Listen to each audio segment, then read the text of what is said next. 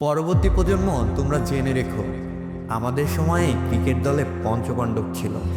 এই পঞ্চপাণ্ডবদের হয়তো আন্তর্জাতিক কোনো শিরোপা ছিল না, কিন্তু আমাদের ক্রিকেট প্রেমীদের কাছে এই পঞ্চপাণ্ডব এক একজন শিরোপা ছিল। মাশরাফি বিন মুর্তজার ক্যাপ্টেন্সি, তামিম ইকবালের ব্যাটিং, সাকিব আল হাসানের অলরাউন্ডার পারফরমেন্স, মুশফিকুর রহিমের অসাধারণ ফিনিশিং, আর মাহমুদুল্লাহ রিয়াদের দায়িত্বশীল ব্যাটিং, এই সব কিছু মিলিয়ে আমাদের একটা ক্রিকেট রাজ্য ছিল।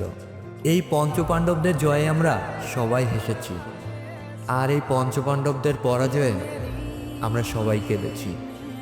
এই পঞ্চপাণ্ডবদের সময়ে তারা শিরোপা জিতুক আর না জিতুক, আমাদের সকল ক্রিকেট প্রেমীদের তারা মন জয় করতে পেরেছিল।